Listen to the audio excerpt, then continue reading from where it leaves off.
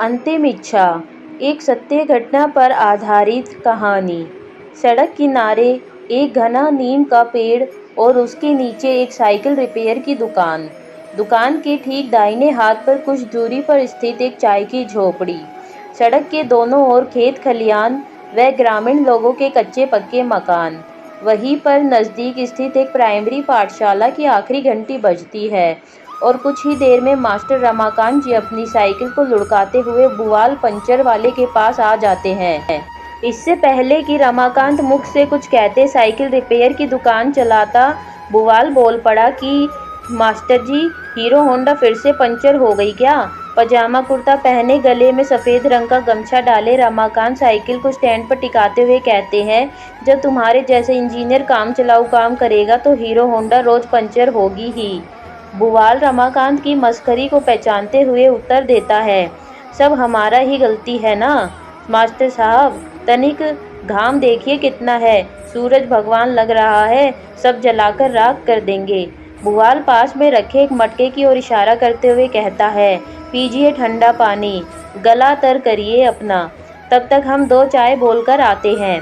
अरे नहीं नहीं, रमाकांत जी बोले, तुम बैठो बुवाल, पंचर बना दो जल्दी, मैं ही जाकर चाय लाता हूँ। इधर नीम के पेड़ के नीचे बुवाल साइकिल को जमीन पर गिराकर उसका ट्यूब निकाल रहा था। उधर रमाकांत मास्टर जी चाय वाली झोपड़ी के पास जा पहुँचे। धूप इतनी तेज थी कि सड़क पर देखने से ऐसा लग रहा था मानो उस पर कोई तरल पदार्थ बह रहा हो। गांव की सड़कें बहुत ज़्यादा चौड़ी और सपाट नहीं होती। उसकी सड़क पर मवेशी, पैदल चलते लोग, दुपहिया, 4 पहिया वाहनों के अतिरिक्त सवारी, जीप और लोकल बसें आदि दौड़ती भागती रहती। सड़क किनारे नीम के नीचे बैठा बुवाल अभी पंचर के छिद्र को तलाशने के लिए ट्यूब फुलाकर पानी में डालता ही है कि अचानक एक तेज रफ्तार आती हुई बस अनियंत्रित होकर नीम के पेड़ से जा टकराई। यह टक्कर इतनी जोरदार थी कि सवारियों से भरी हुई बस लगभग 2 भाग में बढ़ते हुए नीम के पेड़ में पूरी तरह फंस गई। चिलचिलाती कड़ी दोपहरी के शांत वातावरण में अचानक ही कौतूहल उमड़ पड़ा। रोने चीखने की आवाज़ों के बीच बस में बैठे घायल लोग जिंदा खुद को बचाने की गुहार लगाने लगे। क्षण में ही पास वाली चाय की झोपड़ी से सभी लोग बाहर आकर घायल लोगों को बस से निकालने लग गए। इससे पहले कि दूर थाने से पुलिस आती, ग्रामीण लोग अपना सामाजिक दायित्व निभाने लगे। बस में बैठी कुछ महिलाएं, बुजुर्ग, पुरुष एवं बच्चे मृत्यु को प्राप्त हो चुके थे और जो घायल थे उनकी भी हालत अत्यंत गंभीर थी। एक गांव ही है जहां के लोग सबका दुख पहचानते हैं, अतः पुलिस का इंतजार किए बगैर लोग अपने निजी वाहनों से घायल व्यक्तियों को अस्पताल की ओर लेकर चल पड़े। इस पूरे घटनाक्रम में अगर कोई मौन खड़ा था तो वो थे रमाकांत मास्टर जी, अपने हाथ में चाय के 2 कुल्हड़ लिए बेसुध बदहवास खड़े। रमाकांत की आंखें अपने मित्र बुवाल को तलाश रही थी। हरे रंग का पेड़ जमीन से ऊपर कुछ दूरी तक खून से लाल हो चुका था। चाय का कुल्हड़ फेंकते हुए रमाकांत अचानक चेतन की अवस्था में पुनः लौट आए और दौड़कर रोते हुए अपने मित्र बुवाल को बिखरी हुई बस के आसपास तलाशने लगे। लोगों से भरी हुई बस की यह टक्कर सच में खतरनाक थी, क्योंकि तेज दोपहरी में भी रक्त नहीं सूख पा रहा था। आखिर रमाकांत जी की नज़र ठीक पेड़ के नीचे व बस से बुरी तरह दबे एक मृत शरीर पर पड़ी। बुवाल ही था वो, उसके कपड़ों से जाहिर हो रहा था। बेशक वो खून में डूब चुके थे। हाँ, बुवाल ही था वो, क्योंकि उसने अभी तक साइकिल के ट्यूब को अपने हाथों में जकड़ रखा था। बस और पेड़ के नीचे दबा बुवाल का मृत शरीर रमाकांत खींच भी नहीं सकते थे, अतः वो वहीं बैठकर रोने लगे। बुवाल से बड़ी यारी थी रमाकांत की, भला मित्र की मृत्यु पर कैसे ना रोते।